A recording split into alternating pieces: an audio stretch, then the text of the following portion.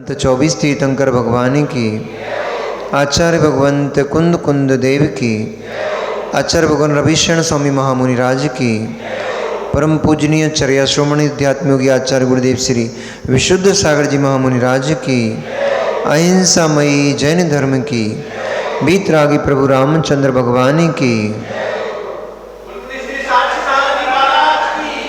उन भगवान वर्धमान स्वामी के मुख कमल से निश्चित भागवादिनी भगवती माँ जिनवाणी का हम सभी भव्य जीव यहाँ करुणांजलि लगा करके पान कर रहे हैं। यह भागवादिनी, यह भगवती माँ जिनवाणी सभी जीवों का कल्याण करे, सभी जीवों का मोक्ष मार्ग प्रशस्त करे। नीति कहती है श्रेष्ठ पुरुषों को हर स्थान में प्रवेश नहीं करना चाहिए। श्रेष्ठ पुरुष हर किसी स्थान में प्रवेश करेंगे तो वे अपने यश को धूमिल कर लेंगे, अपनी मान सम्मान, अपनी प्रतिष्ठा को नष्ट कर देंगे। इसलिए वहीं प्रवेश करो जहाँ प्रवेश वर्जित ना हो, जहाँ प्रवेश निषेध ना हो। जहाँ प्रवेश निषेध है, यदि वहाँ प्रवेश करोगे कष्ट में आ जाओगे, फंस जाओगे, अपवाद हो जाएगा। इसलिए आपके मुनिराज असमय में गमनागमन नहीं करते हैं।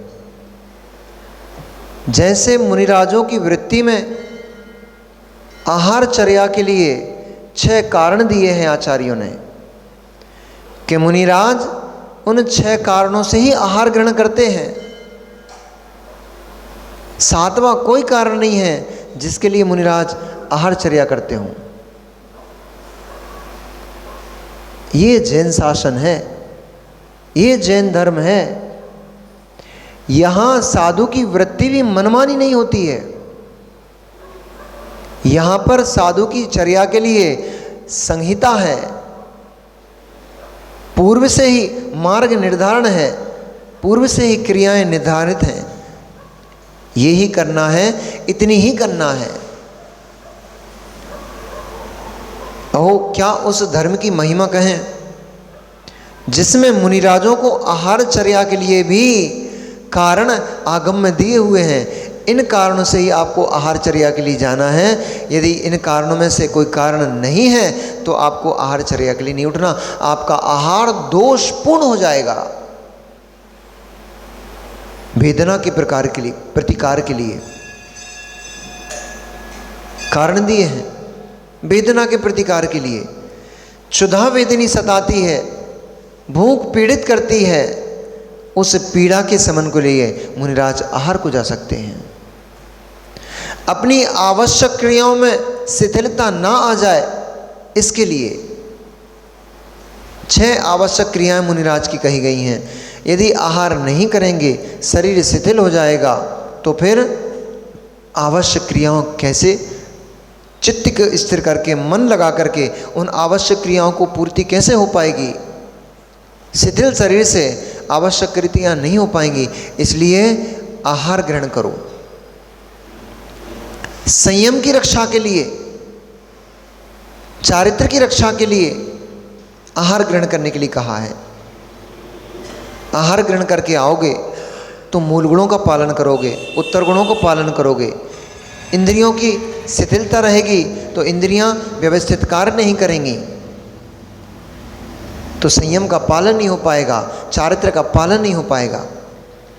क्योंकि इंद्रियों की चारित्र के पालन में आवश्यकता पड़ती है। शास्त्र खोलोगे, चक्षु इंद्री चाहिए। भूखे पेट, वो बुंदेलखंड में कहावत है कि भूखे पेट ना भजन न होए गोपाला, जा धरी कंठी जा धरी माला। पेट भूखा होता है, पेट भूखा होता है तो उस जीव को चक्षु इंद्री का क्षोभसम कम हो जाता है। नेत्रों के सामने धुंधला धुंधला दिखाई देने लग जाता है। काली काली बलें नेत्रों के सामने घूमने लग जाती हैं।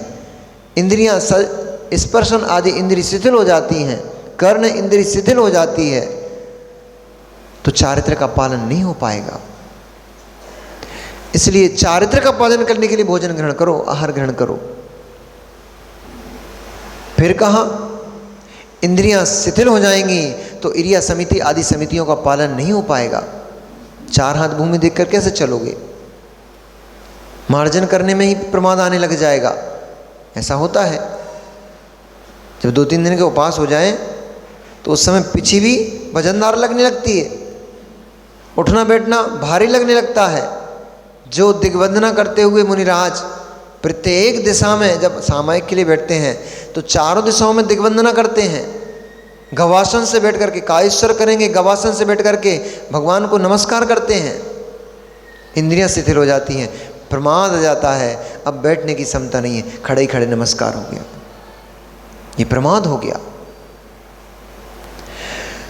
तो इंद्रियों की शिथिलता ना हो जाए, समिति गुप्ती आदि का पालन व्यवस्थित होता रहे, इसके लिए मुनिराज आहारचर्या के लिए उठते हैं। स्वाध्याय आदि क्रियाओं के लिए, धर्म की प्रभावना के लिए।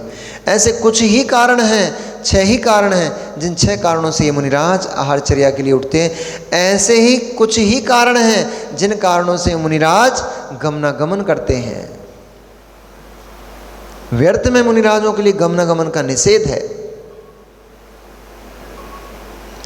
व्यर्थ में घूमना तो श्रावों के लिए अनर्थ दंड कहा है। मॉर्निंग वॉक के लिए चले गए, उठाई हाथ में छड़ी, हाथ में कुत्ते का बेल्ट पकड़ा, वो कहाँ जा रहे हैं साहब जी? बच्चों को गोद में आज तक नहीं खिलाया, बच्चों को कभी गोद में उठा के नहीं ले गए, बे कुत्ते के बच्चे को गोद में उठाए उठाए घूम रहे हैं।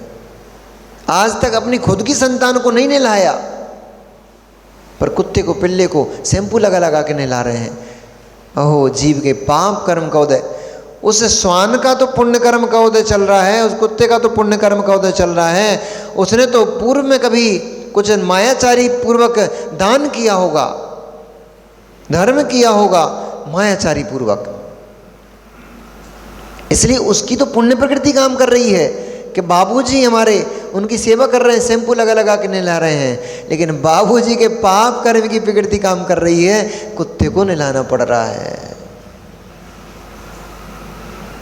पाप कर्म की प्रकृति काम कर रही है और पुनः पाप कर्म का बंध हो रहा है।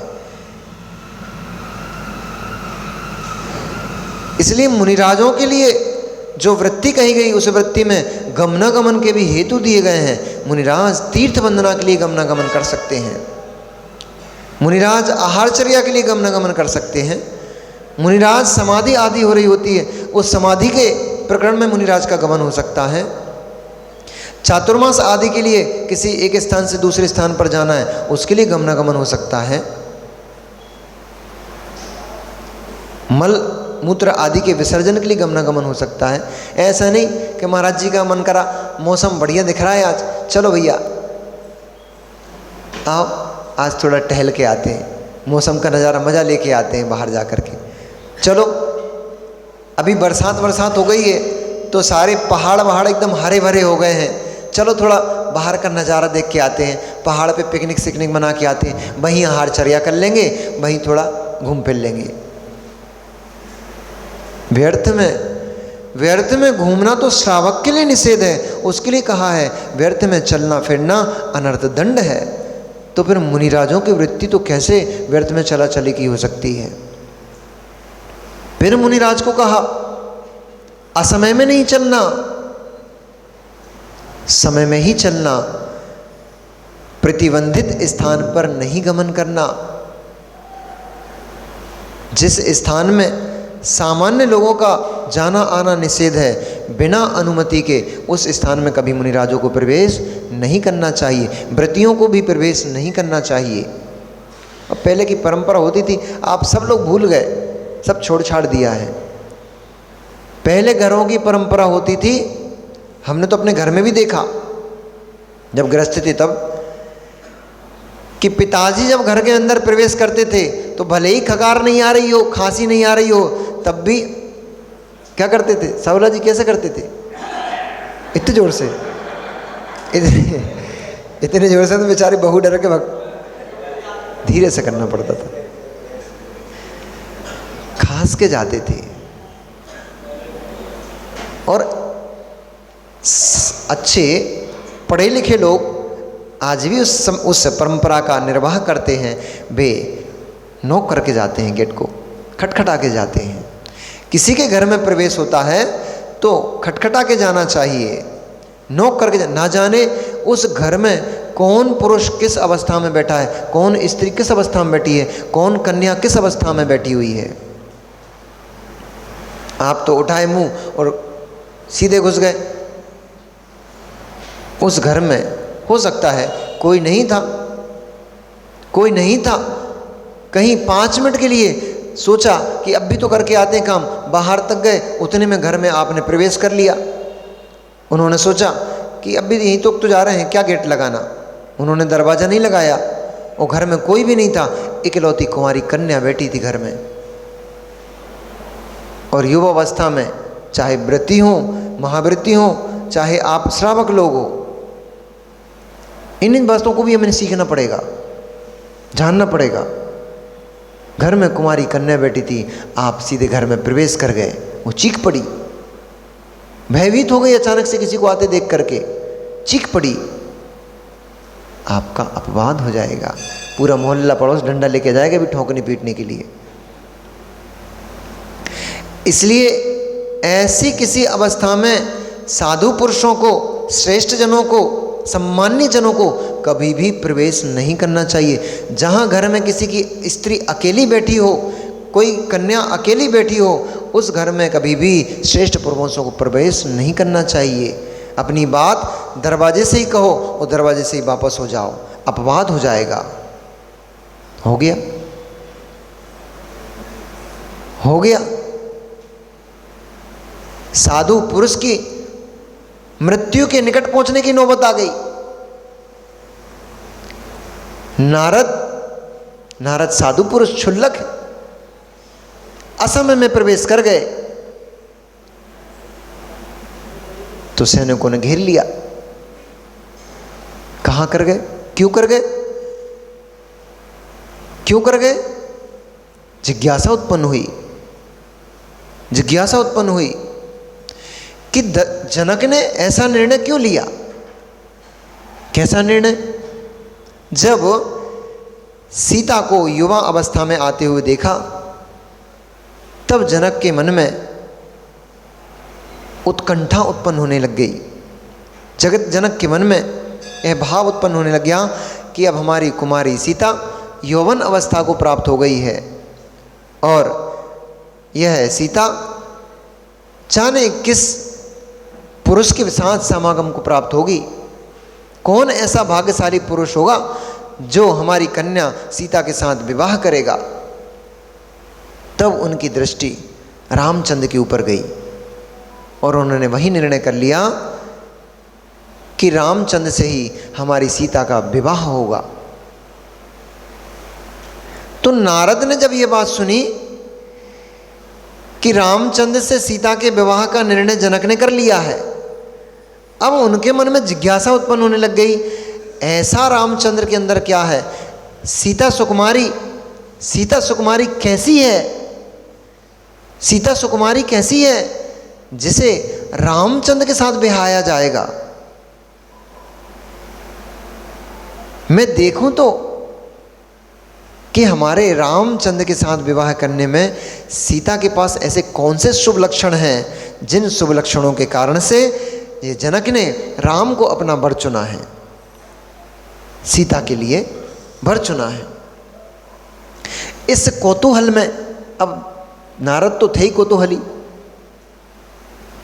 और उनके मन में बड़ी जिज्ञासा एकदम से फूट जाती थी और फिर वो अपने आप को संभाल नहीं पाते थे। इस कौतूहल में पड़े हुए वे जनक के घर में प्रवेश कर गए। ये जानना चाह रहे थे कि रामचंद्र को जनक ने क्यों अपना दामाद स्वीकार कर लिया मन ही मन। ये जिज्ञासा थी। तो इसके पीछे एक कथानक है, एक बार क्या हुआ, जब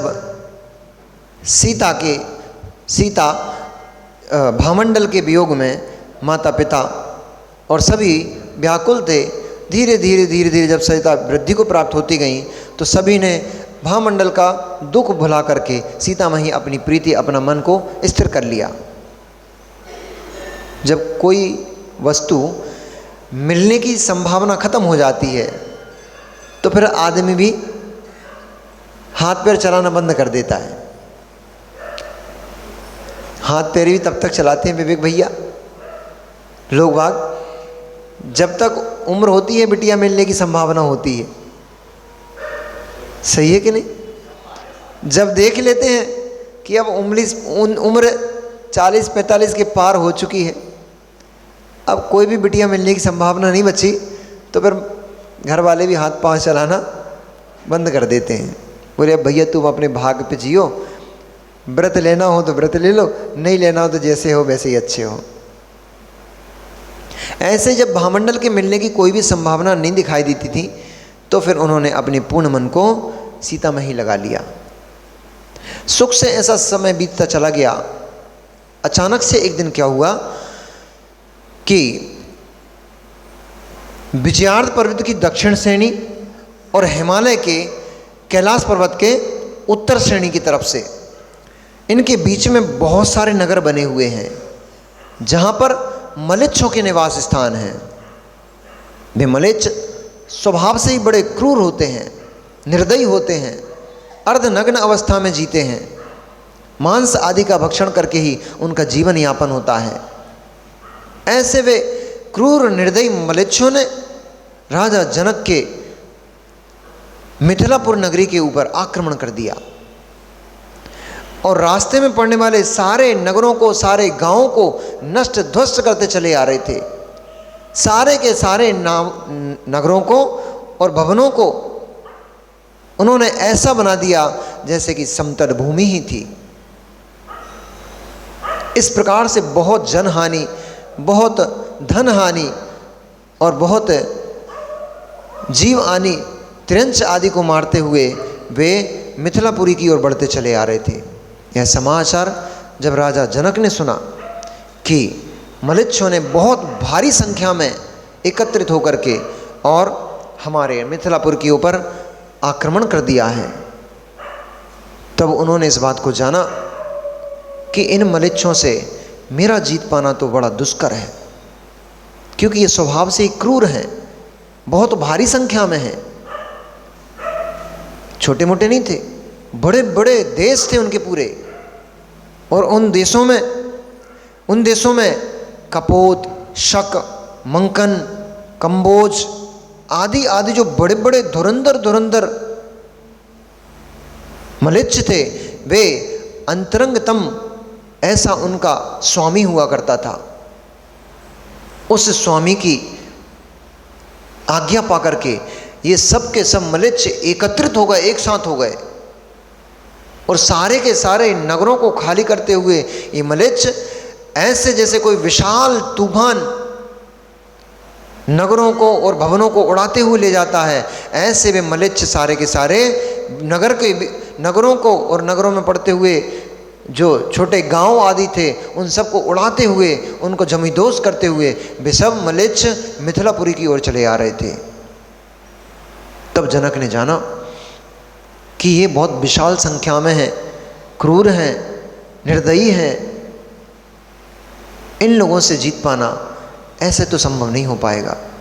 तब उन्होंने जनक के पास बहुत ही शीघ्र वेग से चलने वाले विद्याधर को वाहन को बुलाया, वाहन धारक सेनापति को बुलाया और उन्होंने पत्र लिख करके दशरथ के पास पहुंचाया। उन्होंने कहा,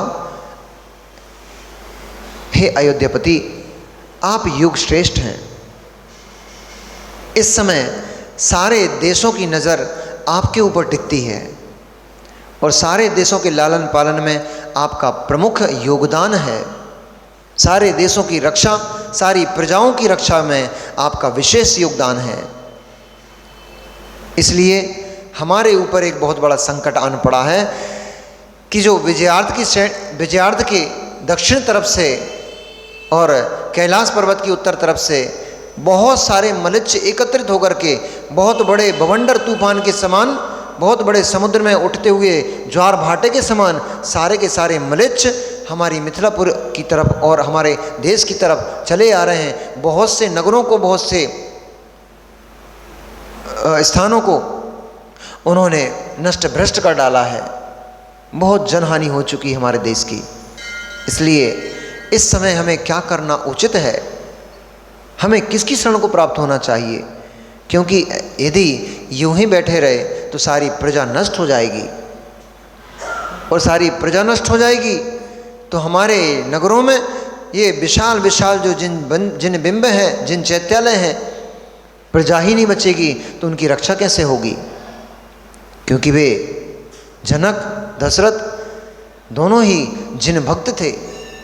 राजा दशरथ ने अपने कार्यकाल में कैलाश पर्वत पर जो भरत चक्रवर्ती ने जिन मंदिर बनाए थे, उन जिन मंदिरों के जीर्णोद्धार करवाए,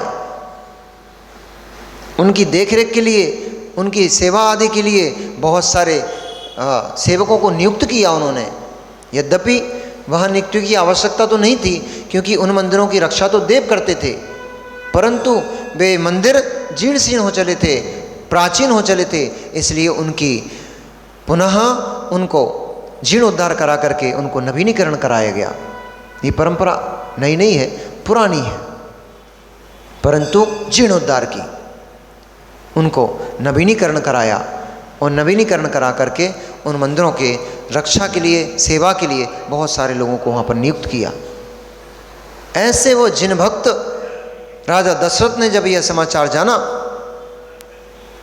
कि जनक ने कहा है यदि जिन मंदिर ही नहीं बचेंगे तो धर्म आयतन, जब धर्म आयतन ही नहीं बचेंगे तो फिर धर्मात्मा कैसे बचेंगे, और जब हमारा ही रक्षण नहीं होगा तो इस भूमि पर चारों ओर मलिच्छ ही मलिच्छ फैल जाएंगे, फिर धर्म कर्म कहाँ बचेगा, सारा पाप ही पाप फैलेगा, क्योंकि वो तो धर्म कर्म से शून्य होते हैं, इसीलिए उनका नाम मलिच्छ है। मलिच्छ का अर्थ ही होता है जिनकी कोई भी धर्म कर्म में किंचित भी प्रवृत्ति नहीं होती है, वही मलिच्छ होते हैं। इस प्रकार से जब पत्र पढ़ा, तुरंत ही अपने सारे अनुचरों को दशरथ ने बुलाया और आज्ञा दी कि शीघ्र ही विशाल सेना को तैयार किया जाए, हमें मिथिलापुर की नगर की ओर कूच करना है। जब दशरथ ने मिथिलापुर की जाने की ओर निर्णय किया, तब उन्होंने अपने राम आदि पुत्रों को बुलाया और उनके राज्याभिषेक की तैयारी हुई। जब उनके राज्याभिषेक की तैयारी हुई तब श्री रामचंद्र जी ने पूछा, पिताश्री ये क्या हो रहा है। तब दशरथ ने कहा, पुत्र मिथिलापुर के नरेश जनक हैं, उन जनक के ऊपर बहुत विशाल भारी संकट आन पड़ा है। मलिच्छों ने उनके देश के ऊपर आक्रमण कर दिया है, इसलिए वे हमारे परम मित्र हैं और हमें उनकी रक्षा के लिए जाना चाहिए, क्योंकि सत्य मित्र का लक्षण यही होता है। एक सच्चा और एक अच्छा मित्र वही होता है जो विपत्ति में पड़े हुए अपने मित्र की विपत्ति को अपने ऊपर ले लेता है, वही सच्चा मित्र है। ऐसे मित्र किस काम के, ऐसे मित्र किस काम के। जब माल पानी था, ऐशो आराम था, तो उठते बैठते थे साथ में, खूब घूमते फिरते थे, और आपत्ति विपत्ति आने पड़ी तो मित्र को छोड़कर भाग गए। ऐसे मित्र का क्या प्रयोजन। इसलिए दशरथ ने कहा, हमें अपने मित्र की रक्षा के लिए तुरंत शीघ्र जाना है, इसलिए हम आपका चाहते हैं कि यहाँ पर राज्यभार को समान राज्यभार हम आपके ऊपर सौंपते हैं, ये राज्यभार आप संभालिए, और हम जैसे ये यहाँ चले गए वैसे हम वहाँ जाते हैं। परंतु रामचंद्र ने कहा, आपने उच्च शिक्षाएं हमें दी, आपने पाल पोष के हमें इतना बड़ा किया, क्या इस दिन के लिए कि मेरे होते हुए और युद्ध के लिए आपको जाना पड़े। एक सच्चे पुत्र का लक्षण यही होता है कि वह अपने पिता की आज्ञा का पालन करे और अपने पिता का सम्मान करते हुए जो कार्य स्वयं के करने के योग्य हैं उन कार्यों के लिए पिता को नहीं जाना पड़े, यही सच्चे पुत्र का लक्षण है। तब उन्होंने कहा, पुत्र तुम ठीक कहते हो, तुम विनयशील हो, तुम मर्यादाशील हो और तुम वीर हो, परंतु अभी तुम उन मलेच्छों का स्वभाव नहीं जानते हो, तुम बालक हो, अभी तुम्हारे युद्ध आदि के दिवस नहीं हैं, अभी तो तुम महलों में सुख से रहो और अपने जीवन को आनंदित होकर के जियो, अभी तो तुम्हारी कौमार अवस्था है, अभी कौन तुम्हारे युद्ध में जाकर के शत्रुओं से युद्ध करने की अवस्था है। तब उन्होंने कहा, संकट के समय में अवस्था नहीं देखी जाती पिताश्री, संकट के समय में शत्रु का नाश देखा जाता है, और आपके मित्र के ऊपर पड़ा संकट हमारे ऊपर पड़ा संकट है, इसलिए इस समय मेरी इस युवावस्था से प्रयोजन नहीं है, इस समय शत्रु के संहार से प्रयोजन है। तब उन्होंने कहा, पुत्र तुम उन मलेच्छों का स्वभाव नहीं जानते हो, वे मांसभक्षी होते हैं, वे शरीर से ही दिखने में ही बड़े विभत्स होते हैं, मटके के समान तो उनके बड़े बड़े पेट होते हैं, कौड़ी के समान उनके दांत होते हैं, जटाएं ऐसी होती हैं जैसे सिंह की जटाएं निकलती हैं, बरसों बरसों से जो नहाए नहीं होते हैं, दुर्गंधि युक्त होते हैं, अपने हाथों में ऐसे ऐसे अस्त्र शस्त्र रखे होते हैं जो अस्त्र शस्त्र पत्थर आदि से निर्मित होते हैं,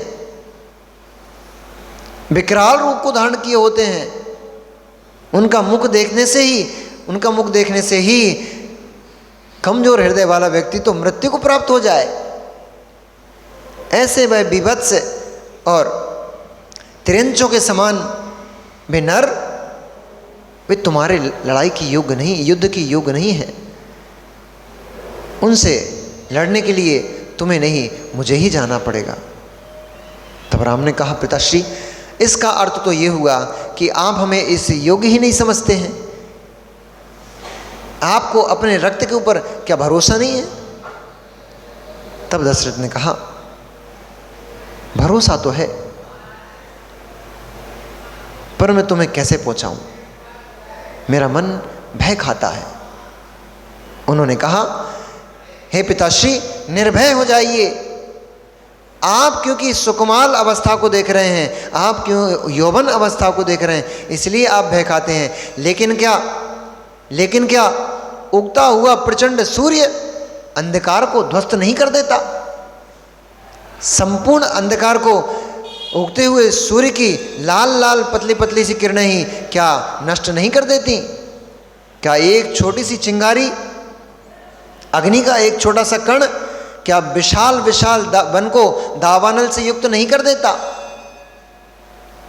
फिर आप इस सुकुमार और इस युवावस्था को ही मात्र क्यों देखते हैं, आपका रजवीर्य इसके अंदर भरा पड़ा है, आपके दिए संस्कार, आपका दिया हुआ युद्ध कौशल इस शरीर के अंदर भरा पड़ा है। निश्चिंत होइए, हम यूं अभी जाते हैं और उन सभी मलेच्छों को खदेड़ कर वापस आते हैं। ऐसे वचनों को सुनकर परम संतोष को प्राप्त होते हुए दशरथ ने राम को आज्ञा दी। तो लक्ष्मण कौन मानने वाले थे? चूंकि लक्ष्मण राम के परछाई थे, जैसे परछाई कभी व्यक्ति का पीछा नहीं छोड़ती, ऐसे क्योंकि ये प्रसिद्ध है बलभद्र और नारायण दोनों का प्रेम नियम है। बलभद्र और नारायण दोनों भ्राता होते हैं, भाई भाई होते हैं, और दोनों का प्रेम ऐसा होता है कि जन्म से लेकर मरण तक दोनों एक दूसरे का साथ कभी नहीं छोड़ते। हमेशा हमेशा ऐसा होता है।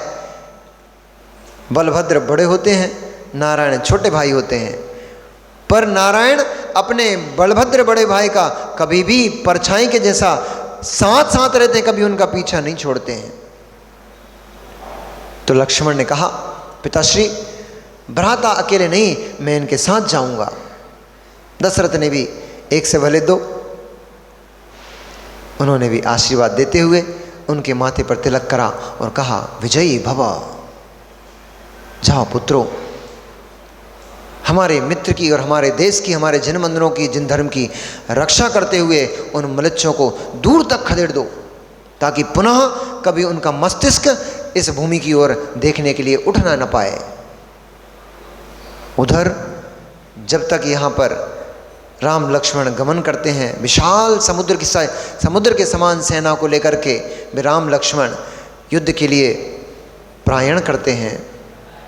उधर जब तक राम लक्ष्मण मिथिला पहुँचते, उससे पहले ही मलेच्छों का प्रवेश मिथिला में हो गया। नगर के समीप पहुँच गए। युद्ध भूमि में पहुँचते ही जनक ने अन्य और राजाओं का इंतजार करते हुए, दशरथ के इंतजार करते करते अब बैठा तो नहीं जा सकता, इस कारण से उन्होंने अपनी सेना लेकर के युद्ध प्रारंभ कर दिया। और जब युद्ध प्रारंभ हुआ, अब क्रूर मलेच्छों के सामने कहाँ जनक की सेना ठहर सकती थी। वे क्रूर मलेच्छ इस तरीके से राजा जनक की सेना के ऊपर झपट पड़े, जैसे कोई हिरणी के बच्चे के ऊपर सिंह भूखा, दिनों का भूखा सिंह हिरणी के ऊपर झपट पड़ता है, ऐसे ही एक एक योद्धा के ऊपर 100 मलेच्छ टूट पड़े और जनक की सारी सेना को उन्होंने तितर बितर कर दिया। जनक अपनी पूरी सेना को तितर बितर देख जनक का भाई कनक स्वयं युद्ध के लिए आगे आया। उन्होंने सेना का संबल बढ़ाया और सेना की रक्षा करते हुए स्वयं उन्होंने बाणों की वर्षा शुरू कर दी। बहुत भयंकर युद्ध हुआ मलेच्छों के और कनक के बीच में। हजारों मलेच्छों को उस कनक ने क्षण मात्र में भूमि में समाहित कर दिया, उनकी भुजाओं को काट डाला, उनके शरीर को बाणों से बेष्टित कर दिया। पर एक योद्धा कब तक लड़ेगा, कितनों से लड़ेगा। लड़ते हुए जब बहुत समय बीत गया, बहुत भारी सेना की क्षति हो गई, तब एक साथ हजारों मलेच्छों ने आकर के कनक को घेर लिया और सभी कनक के ऊपर एक साथ टूट पड़े। उनकी इस अवस्था को देखते ही तुरंत ही राजा जनक ने अपना रथ आगे बढ़ाया और रथ आगे बढ़ा करके उन्होंने सारी सेना को, मलेच्छों को तितर बितर कर दिया। उनके छोड़े हुए तीर ऐसे गमन करते थे जैसे उल्कापात हो रहा हो, जैसे तारामंडल एक साथ टूट कर गिर पड़ा हो, ऐसे उनके द्वारा छोड़े हुए बाण उन मलेच्छों के ऊपर एकदम से टूट पड़े। पर कहाँ, वे इतनी भारी सेना थी, वो मलेच्छ इतने सारे थे कि वे मारते जाते थे और वहां से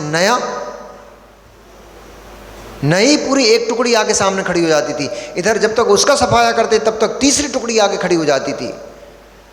ऐसा लग रहा था कि जैसे रक्त की एक बूंद गिरती है, उनसे सैकड़ों मलेच्छ उत्पन्न हो जाते हैं। इस प्रकार से बहुत भारी युद्ध चलता रहा। परंतु जब जनक भी थक गए, तब उनके जो अंतरंगतम नाम का जो उनका प्रमुख था, उसने जनक को रथ रहित कर दिया, उनके रथ को तोड़ डाला।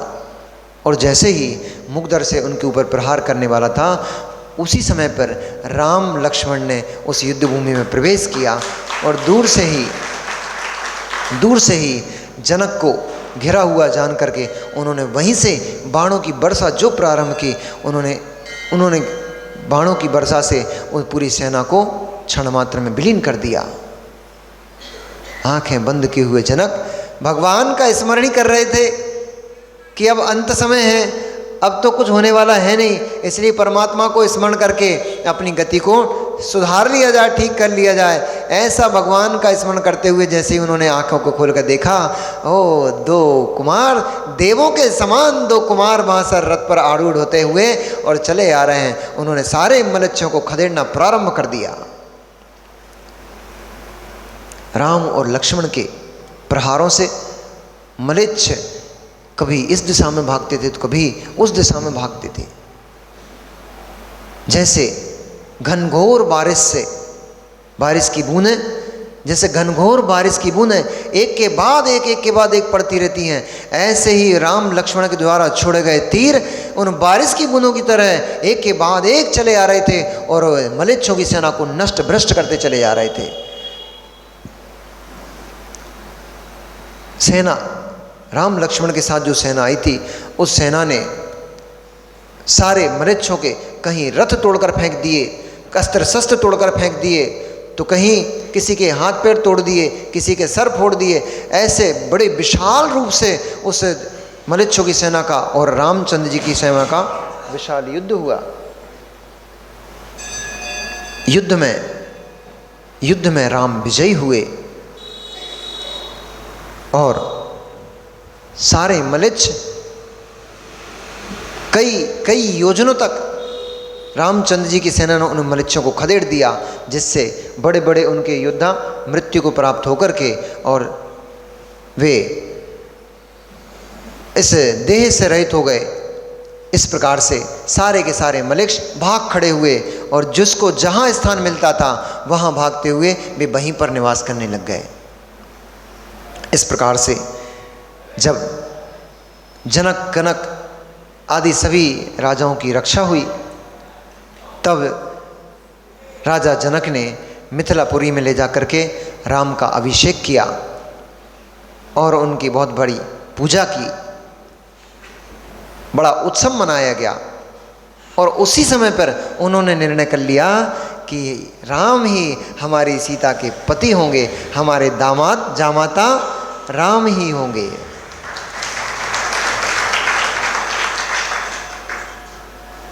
जब नारद को यह बात पता पड़ी, तब उनके मन में जिज्ञासा उत्पन्न हो गई, सीता ऐसी कौन सी सुकुमार सुंदरी होगी जो हमारे राम के साथ विवाह को प्राप्त होगी। मैं देखूं तो किन किन लक्षणों से युक्त है, क्या सौंदर्य से युक्त है अथवा रूपवती नहीं है। यदि रूपवती नहीं हुई तो हमारे रामचंद्र जी के साथ उसका विवाह कैसे ठीक जम पाएगा। इस जिज्ञासा से वे नारद ये भी नहीं देखा कहाँ जा रहे हैं। राम तो विजय यात्रा के उपरांत राम पुनः अपनी अयोध्या नगरी के लिए चले गए।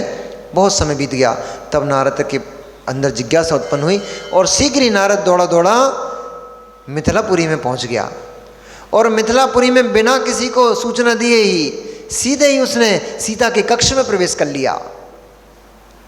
इसलिए मैंने कहा था, श्रेष्ठ पुरुषों को कभी भी, नीति कहती है, श्रेष्ठ पुरुषों को कभी भी असमय में विपरीत स्थान पर प्रवेश नहीं करना चाहिए, बड़ी विपत्ति खड़ी हो जाती है।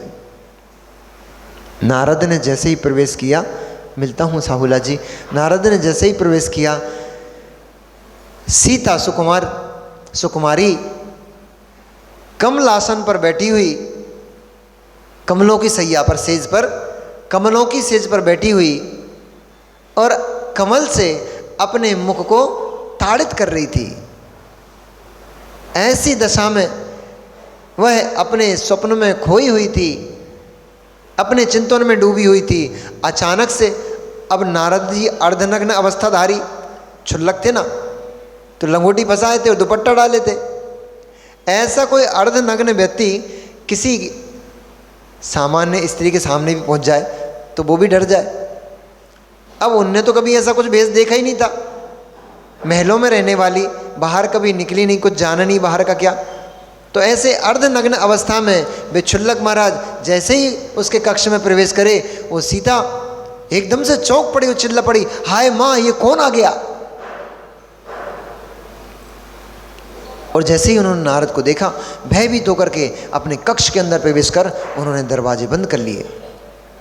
कांच के दरवाजों में से झांकती हुई वह चीखती हुई जोर से और चिल्लाने लग गई, द्वारपालो, सखियो, तुम सब कहाँ मर गए सबके सब, देखो कौन पुरुष अंदर घुस आया है, तुम लोग देखते भी नहीं हो।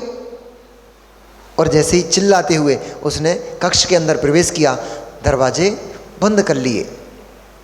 इतना हल्ला सुनते ही सीता के मुख से सारी उसकी दासियां और जो द्वारपाल आदि थे वे शीघ्र ही अस्त्र शस्त्र लेकर प्रवेश कर गए। अब ऐसी स्थिति में नारद जी क्या करेंगे, खड़े तो रहेंगे नहीं। उन्होंने जब बहुत भारी कोलाहल देखा, हल्ला देखा और अस्त्र शस्त्र लेकर के लोगों को आते, सैनिकों को आते देखा, वे तुरंत ही भाग खड़े हुए वहां से। और जैसे ही वो भागे, उनके पीछे पीछे सैनिक भागने लग गए। अब बेचारे नारद जी आगे आगे, नारद जी भागते जा रहे हैं, पीछे पीछे सारे सैनिक लगे हुए हैं। वे तो विद्या में उड़ना ही भूल गए। कभी महल के इस कोने की तरफ भागते हैं, कभी उस कोने की तरफ, कभी अपने आप को पर्दे के पीछे छिपाते हैं। इस प्रकार से बचते बचाते पसीने से तरबतर, हाथ पैर थर थर थर थर काँप रहे हैं और हृदय जोर जोर से धड़कने कर रहा है। रक्त की गति बहुत तेज हो गई है। ऐसे आँखों के जो अंदर के क्या बोलते हैं इनको, गोले, आँखों के अंदर के गोले गोल गोल घूम रहे हैं। ऐसी अवस्था में बेचारे नारद जी, उनको स्मरण आया, अरे मैं तो आकाशगामी विद्या का धारी हूँ, मैं क्यों भागते फिर रहा हूँ। तुरंत ही उन्होंने आकाश में गमन करना प्रारंभ किया, उड़ गए वहाँ से। उड़ जाकर एक सुरक्षित स्थान पर जब पहुँचे और बैठे, तब उनने थोड़ी सांस में सांस ली। बोले हाय, आज तो प्राण बचा के भागा हूँ। वे क्रूर तो मेरे प्राण ही लिए ले रहे थे। माथे का पसीना पहुँचा और पहुँचकर थोड़े अपने हृदय को सांत्वना दी, भाई थोड़ा ठंडा हो जा, आराम से धड़क, कहीं एक आध बार फंस गया तो गड़बड़ हो जाएगी। तो उन्होंने तुरंत ही अपने हृदय को थोड़ी सांत्वना दी, माथे का पसीना पहुँचा, जो हाथ पैरों में कंपन था उसको शिथिल किया और चैन की लंबी लंबी सांस लेते हुए उनको सीता के ऊपर बहुत क्रोध आया, बहुत गुस्सा हुए। इस दुष्टा के कारण मैं आज मृत्यु के मुंह में फंस गया था। न जाने वो तो मुझे अचानक समय पे याद आ गया कि मैं आकाश में उड़ सकता हूँ, नहीं तो मेरी तो गर्दन गई थी आज। अरे मैं कौन उसके सील का हरण करने गया था क्या? मैं देखने ही तो गया था कि सुकुमारी सीता कैसी दिखती होंगी, तो इसमें हल्ला मचाने की क्या जरूरत थी, चिल्लाने की क्या जरूरत थी। इतने सारे सैनिकों को बुला लिया, अकेले अकेले बड़बड़ा रहे। वो अकेले में एकांत में अपनी भड़ास अंदर भर गई थी, तो भड़ास को निकाल रहे थे, तो बड़बड़ा रहे कि वो निश्चित ही बहुत पापिनी है, जिसके कारण से मेरे ये दुर्दशा हो गई, मेरे तो प्राण ही चले जाते। अच्छा खासा बच के आ गया मैं तो, नहीं तो क्या होने वाला था पता नहीं, आज तो क्या हो जाता। उन्होंने सोचा इसको मैं मज़ा जरूर चखाऊंगा। अब नारद जी थोड़े ऐसी प्रकृति के थे, तो उन्होंने कहा सीता तुझे मैं मज़ा जरूर चखाऊंगा, तूने मेरा अपमान किया है, तूने मुझे मृत्यु के मुंह में डाल दिया था, इसलिए मैं तुझे मज़ा जरूर चखाऊंगा। उन्होंने क्या कलाकारी की। अब नारद जी का दिमाग बहुत तेज चलता था। उन्होंने कहा तुम्हें ऐसी जगह पे जाऊंगा जहाँ कोई देखने वाला भी नहीं होगा। तो उन्होंने क्या किया, सीता का एक चित्रपट बनाया, क्योंकि नारद सभी विद्याओं में प्रवीण होते हैं। एक नहीं, सभी नारद होते हैं, वे सभी प्रकार की कलाओं में प्रवीण होते हैं। तो नारद ने एक चित्रपट बनाया। वो चित्रपट ऐसा था जैसे साक्षात सीता को ही बिठा दिया हो, ऐसा चित्रपट बना करके। और वो पहुंचे कहाँ, विजयाद पर्वत, क्योंकि उनको पता था भूमि की ओचनी से तो काम बनेगा नहीं। दशरथ, जनक सब मिल करके उनका राज चलता है, नाम है, तो भूमि को ओचनी से तो काम बनेगा नहीं। बोले विद्याधरों से इनको फंसवाऊंगा। तो उन्होंने एक बढ़िया चित्रपट बनाया और पहुंचे कहाँ, विजयार पर्वत की दक्षिण श्रेणी में रत्नपुर नाम का नगर है। उस रत्नपुर नगरी में उसके उद्यान में जाकर के उस चित्र को टांग दिया। जो क्रीड़ा गृह था, उस क्रीड़ा गृह में ले जाकर के उस चित्रपट को टांग दिया और छुप छुप कर देखने लग गए भेष बदल के क्या होता है। 2-4 दिन बीते तो कुमार भामंडल अपने मित्रों के साथ क्रीड़ा करता हुआ और वहीं पहुंच गया, चूंकि क्रीड़ा गृह था वो, वहीं पहुंच गया जहां पर सीता का चित्र टंगा हुआ था। उसने सीता के चित्र को देखा और बस देखते ही रह गया। ऐसी सुकुमार, ऐसी सुंदरी तो मैंने अपने जीवन में कभी भी नहीं देखी है। ये कोई स्वर्ग की अप्सरा है, अथवा सौधर्म इंद्र की सची इंद्राणी है, अथवा कामदेव की पत्नी रति है, अथवा ये है कौन? और इस चित्रपट को लाकर किसने यहाँ लगाया? उसने कहा, अरे भाई कोई तो मेरी जिज्ञासाओं का समाधान करो, कोई तो मुझे बताओ ये देवी कौन है। नारद जी का काम बन गया। तुरंत निकलकर बाहर आए और बोलते हैं, भामंडल तुम नहीं जानते कैसे? अरे ये कोई स्वर्ग की देवी नहीं है और ना ही ये सौधर्म इंद्र की पट्टमही सी है और ना ही ये कामदेव की रति है। ये तो भूमि गोचरी राजा जनक मिथिला नरेश राजा जनक की पुत्री सीता है, जिसने अपने रूप से, अपने लावण्य से, अपने यौवन से स्वर्ग की अप्सराओं देवियों को भी तिरस्कृत कर दिया है। इसका चित्रपट का वर्णन करने में ही मेरे पास शब्द कम पड़ते हैं, तो साक्षात सीता का वर्णन मैं तुम्हारे सामने कैसे करूं? बस ये समझो, छोटे शब्दों में मैं तुमसे ऐसा कहता हूं कि बस ये जो स्त्री बनाई गई है, ये भामंडल सिर्फ तुम्हारे लिए ही बनाई गई है। और यदि तुमने इसको प्राप्त नहीं किया तो फिर तुम्हारा रूप और तुम्हारा ये यौवन और तुम्हारी ये सब जो अवस्था है, ये सब व्यर्थ है। इसके बिना तुम शोभा को नहीं प्राप्त होगे। जगत की, ब्रह्मांड की सारी स्त्रियां एक तरफ रख दो, पर ये सीता का रूप एक तरफ है।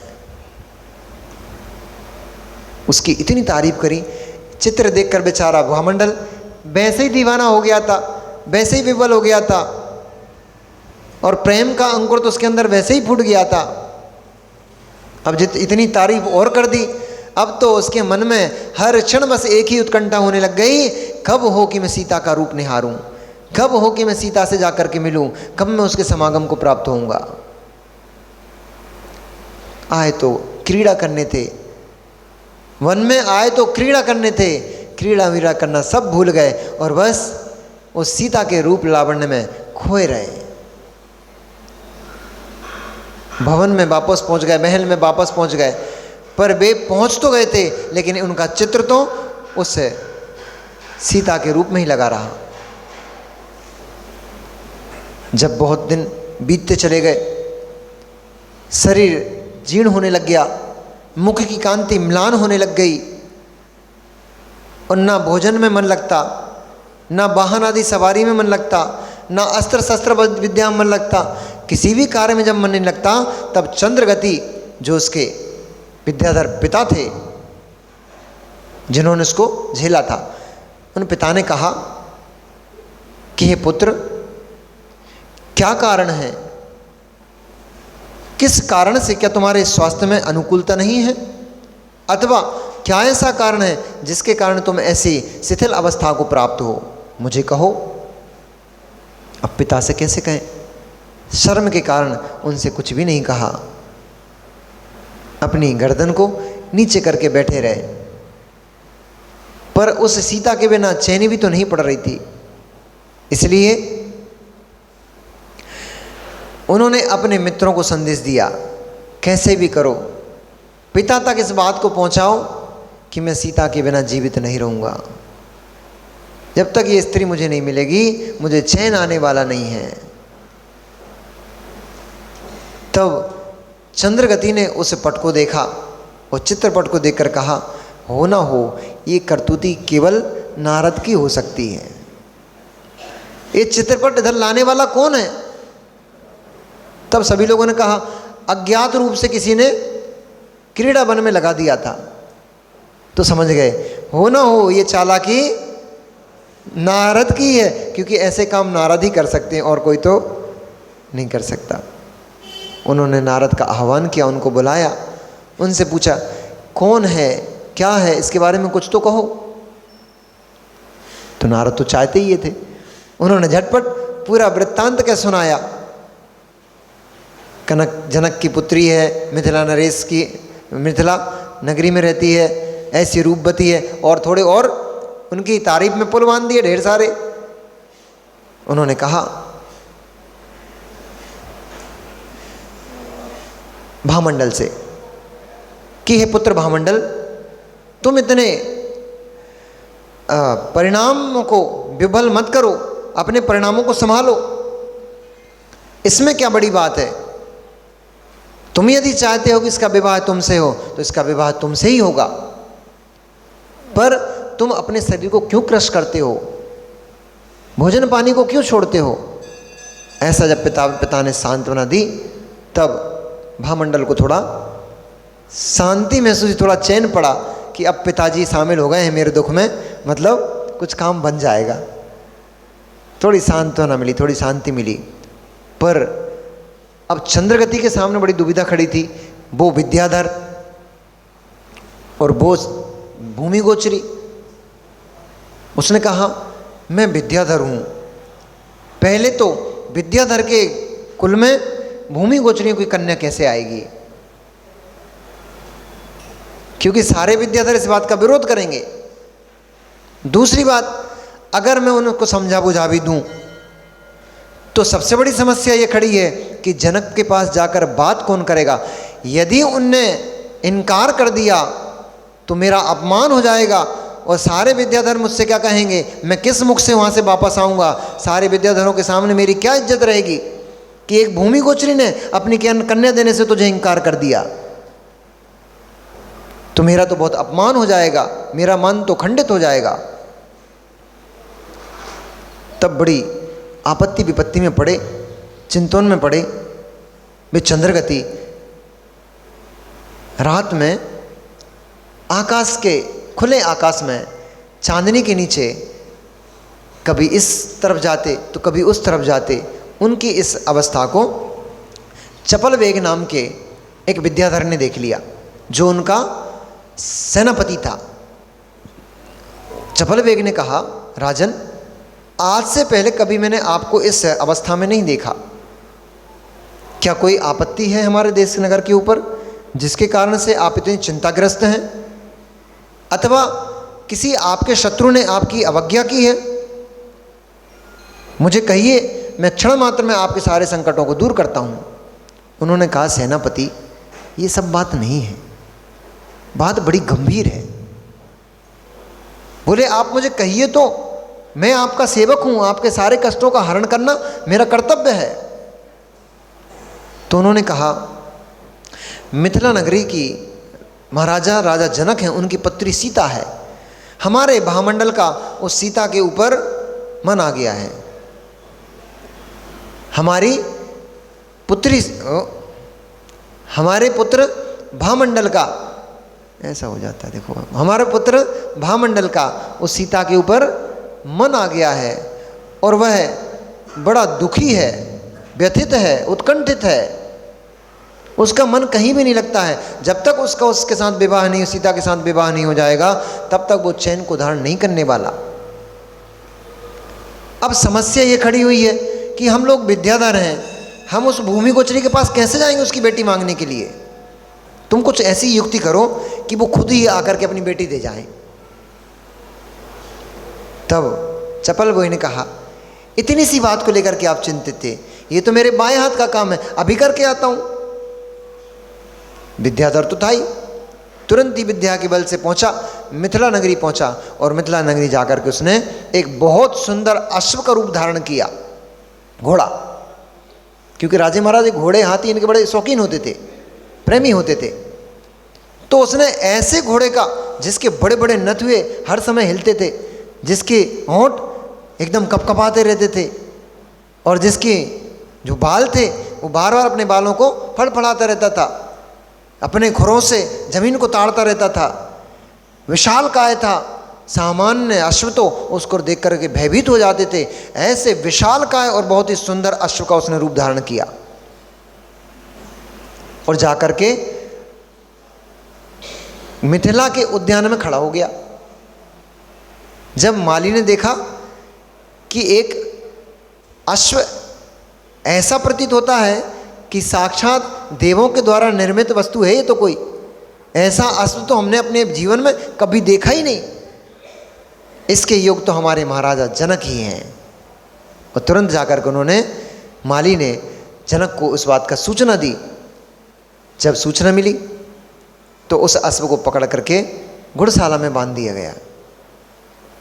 अब 1 महीना व्यतीत हो गया बेचारे को बंधे बंधे। राजा जनक ने उसके ऊपर सवारी नहीं की। तो क्या करूं, कुछ तो तिकड़म बिठाना पड़ेगी ना। राजा मुझ पे बैठ ही नहीं रहा, जब तक बैठेगा नहीं मैं इसको लेके कैसे जाऊं। 1 महीना हो गया बेचारे को घास फूस खाते खाते, घुड़शाला में बंधा हुआ। तब उसने माया चलाई, उसने विद्या से सेनापति एक अनुचर बनाया और उसने कहा महाराज हमारे वनों में बहुत सारे हाथियों का प्रवेश हुआ है और उन हाथियों को कैसे पकड़ा जाता है हम आपको दिखाना चाहते हैं। राजा के अंदर भी उत्सुकता उत्पन्न हो गई कि कैसे पकड़ दे भाई हाथी, चल के अपन देखते हैं। उन्होंने तुरंत ही कहा 1 महीना व्यतीत हो गया है, हमारे नगर में वो अश्व आए हुए भी और हमने आज तक उसकी सवारी नहीं की, इसलिए हम उसी अश्व के ऊपर बैठ करके और हाथियों को देखने जाएंगे। वो तो चाहते ही ये था। और जैसे ही उसको बुलाया गया तुरंत ही वह अश्व आकाश में उड़ गया, जनक को लेकर के आकाश में उड़ गया और जाकर के सीधे सीधे रत्नपुर की नगरी के बाहर जहाँ जिन मंदिर बने हुए थे उद्यान के अंदर, और उद्यान में ले जाकर के उनको पटक दिया और गायब हो गया। अब गायब क्या हो गया, पहुंच गया वहाँ पे चंद्रगति के पास। स्वामिन आपका कार्य सिद्ध हुआ, मैं राजा जनक को ले आया हूँ, उनको मैंने ला करके अपने उद्यान के मंदिरों में वहीं ठहराया है। जैसे ही इस बात को सुना चंद्रगति दौड़े दौड़े जिन भगवान की पूजन के बहाने उसी उद्यान में पहुंच गए। और पहुंचकर जैसे ही उन्होंने जनक को देखा, अब आगे क्या हुआ, अब आगे क्या हुआ ये कल पता लगेगा, क्योंकि समय हो गया। नमो हरिहंताणम, नमो सिद्धाणम, नमो आयरियाणम, नमो वज्रायणम, नमो लोहितसाहुणम।